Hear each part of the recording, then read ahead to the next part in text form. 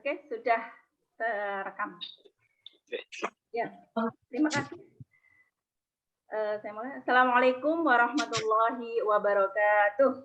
Waalaikumsalam warahmatullahi wabarakatuh. Selamat pagi anak-anak. Gimana Selamat kalian pagi, hari Bu. ini? Pagi, Bu. Pagi, Bu. Gimana kabarnya hari ini? Alhamdulillah. Sehat semua. Alhamdulillah sehat semuanya. Ya, Ya, anak-anak, sebelum kita mulai pelajaran hari ini, mari kita berdoa terlebih dahulu agar diberi kemudahan oleh Allah.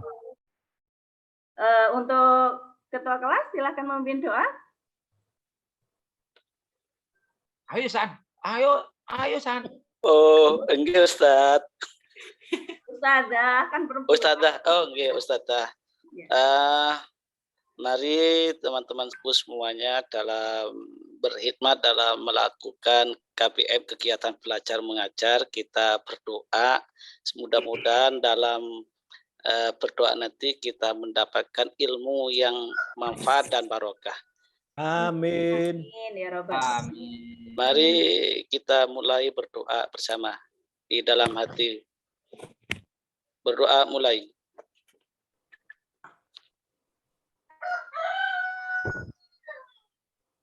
Berdoa selesai. Alhamdulillah, terima kasih. Ihsan sudah memimpin doa. Untuk selanjutnya, Ibu akan mengabsen kalian. Apakah ada yang tidak masuk atau yang masuk? Nah, sekarang coba dari absen yang pertama, yaitu Parti. Hadir, Bu. Selanjutnya absen 2, Nuril. Salam, Bu. Absen 3, Rita. Hadir, Bu. Selanjutnya Badrus. Badrus absen 4, 5. Ya, Bu. Hadir, Bu. Ya, alhamdulillah hari ini banyak yang hadir dan sehat semua. Oke, untuk selanjutnya agar pembelajaran kita semangat untuk hari ini, mari kita mengucapkan moto madrasah kita agar kita senantiasa ingat bahwa kalian dari rumah ke sekolah itu berniat untuk menuntut ilmu. Tirukan ya, anak-anak. Dengan ridha Allah, dengan ridha Allah melangkah pasti meraih prestasi. Yes. Itu ya anak-anak ya, maaf Ibu agak lupa. Saya ulang ya. Dengan ridha Allah melangkah pasti meraih prestasi. Yes. Itu ya, ditirukan bersama-sama. 1, 2, 3. Dengan ridho Allah melangkah pasti. Yes. Kurang lengkap. Melangkah pasti meraih prestasi. Yes. Itu ya. 1, 2, 3. Dengan ridho Allah melangkah pasti meraih prestasi. Yes. Bagus. Alhamdulillah. Semua semangat ya untuk belajar kita hari ini. Semangat, Bu. Alhamdulillah. Oke. Sebelum kita masuk ke pelajaran hari ini, mari kita mengingat kembali, mereview kembali materi kita minggu yang lalu, yaitu terkait dengan toharoh. Ya. Nah, anak-anak, siapa yang masih ingat materi minggu yang lalu tentang pengertian toharoh? Ada yang bisa?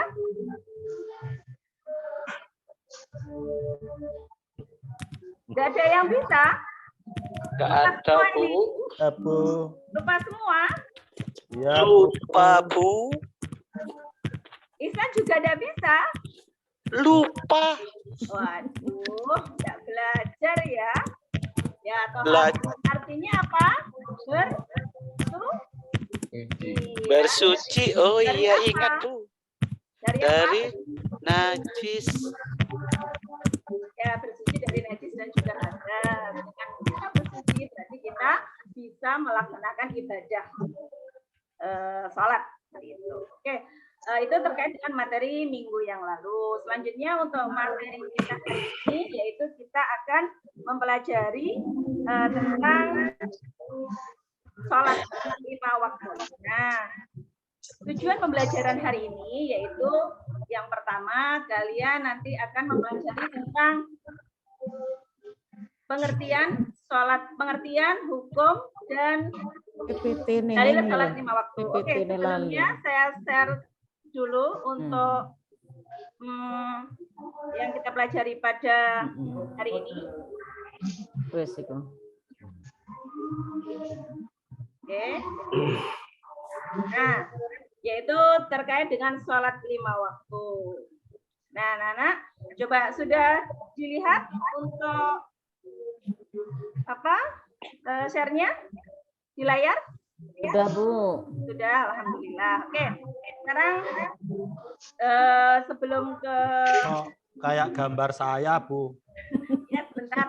Ini saya masih menjelaskan tujuan pembelajaran kita pada pagi hari ini. Yaitu yang pertama adalah kita akan mempelajari, kalian nanti tujuannya untuk kita memahami yang pertama pengertian dan hukum dan juga dalil, itu yang pertama. Yang kedua adalah syarat wajib dan syarat sahnya sholat 5 waktu.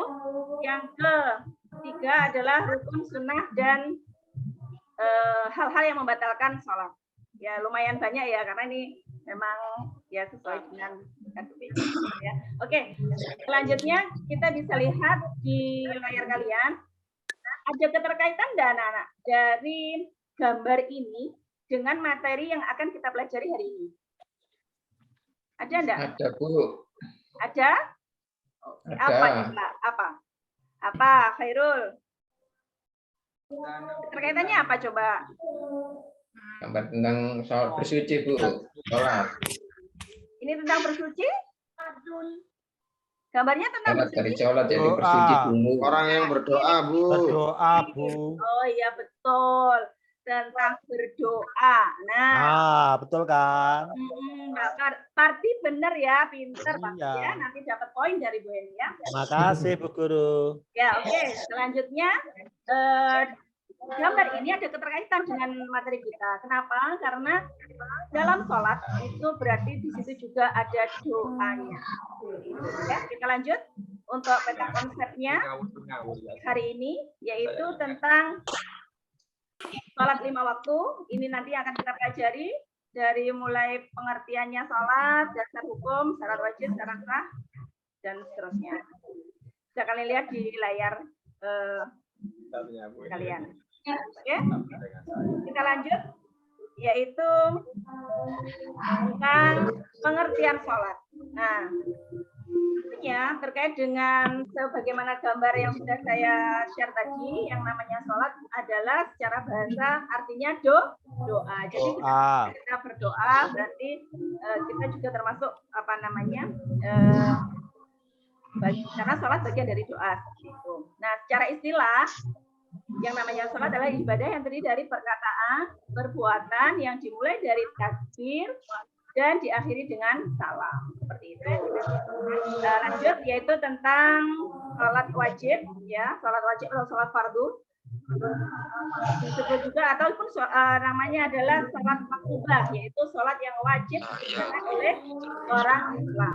Nah, anak-anak, tentang hukum sholat itu ada dua, yaitu sholat berhukum fardu ain dan juga fardu kifayah. Siapa yang tahu perbedaan dari fardu ain dan fardu kifayah? Ya. Ada yang tahu? Silakan bisa majukan tangannya. Tidak bisa ya, ya, jadi yang namanya fardu ain adalah apa? Suatu kewajiban bagi setiap muslim ya untuk melaksanakan sholat. Jadi masing-masing melaksanakan sholat. Ya, jadi tidak bisa diwakilkan oleh orang lain seperti itu. Jadi itu sangat malas tuh sholat duhur. Ihsan rajin sholatnya, misalkan.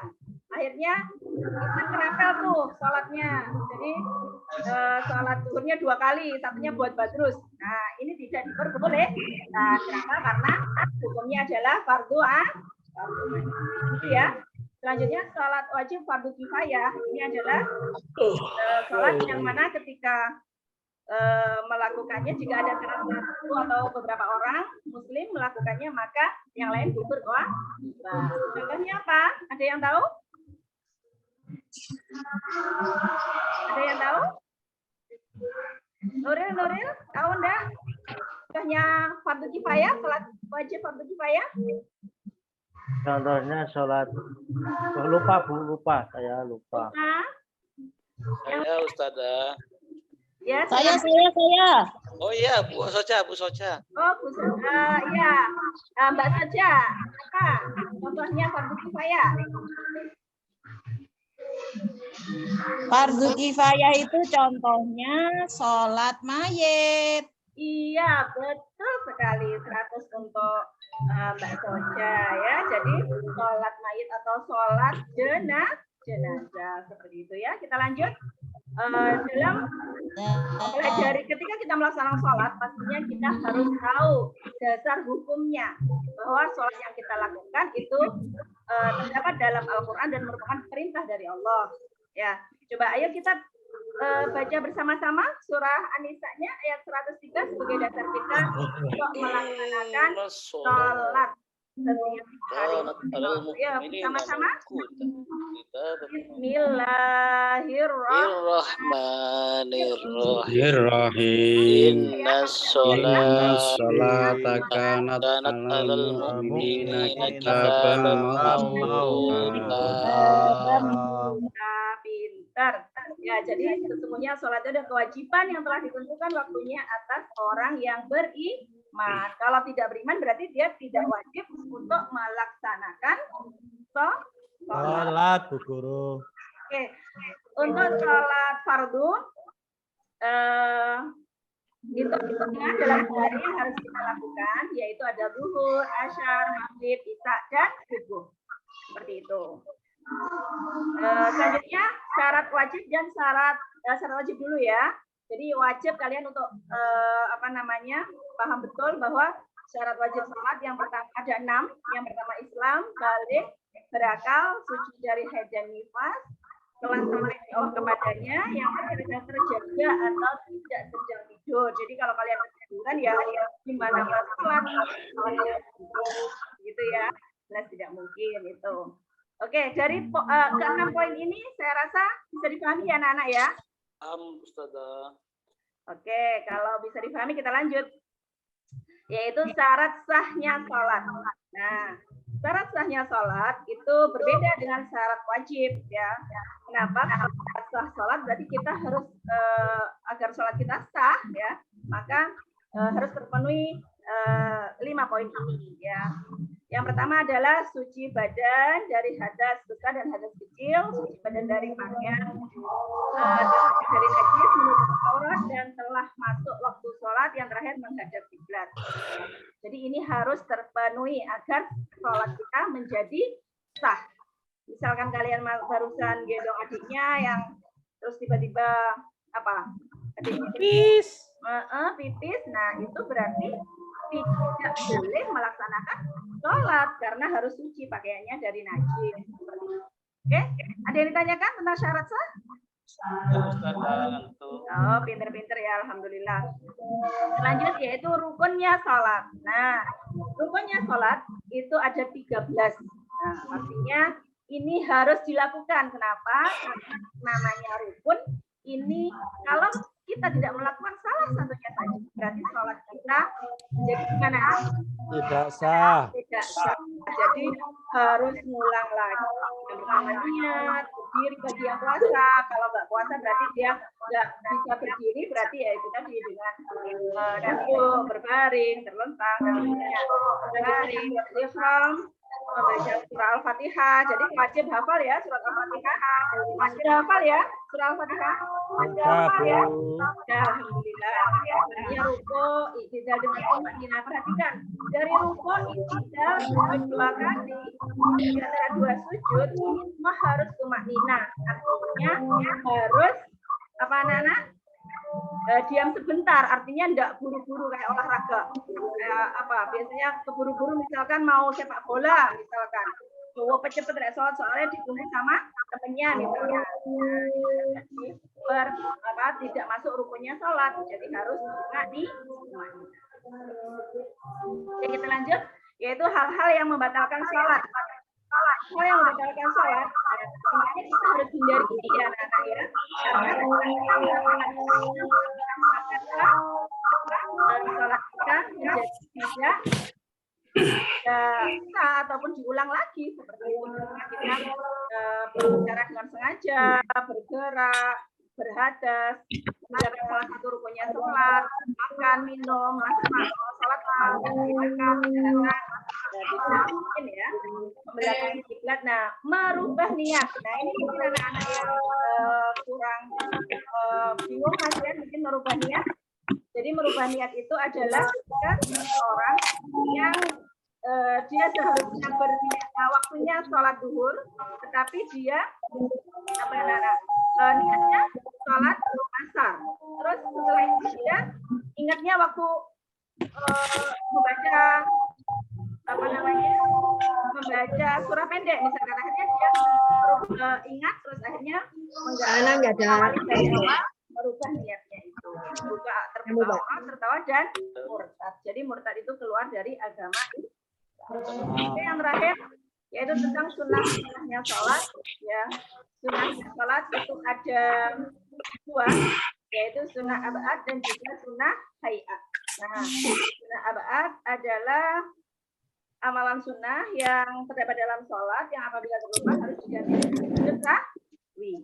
Selanjutnya sunnah hayat adalah amalan sunnah dalam sholat yang apabila terlupa maka tidak perlu diganti dengan sujud sahwi. Itu beberapa materi terkait dengan sholat 5 waktu. Sampai di sini ada yang ditanyakan? Silakan bagi yang belum mengerti. Mengerti semua Ustazah. Oke. Selanjutnya kita bentuk kelompok ya anak-anak ya. Kita bentuk kelompok menjadi 3 kelompok. Selanjutnya per kelompok nanti kita bahas kelompok 1 3 orang ya. 3 orang nanti mendiskusikan tentang pengertian hukum dan dalilnya sholat. Itu kelompok 1.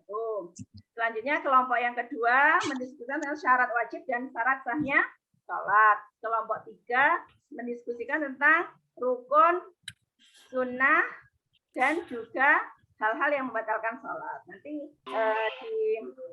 didiskusikan, bikin rangkuman, nanti dipresentasikan ke depan. Gitu ya anak-anak ya? Sudah siap untuk diskusi? Sudah ya? Oke. Nah. Oke. Karena sudah siap untuk diskusi, ya anak-anak, saya kasih waktu 5 menit ya untuk diskusi.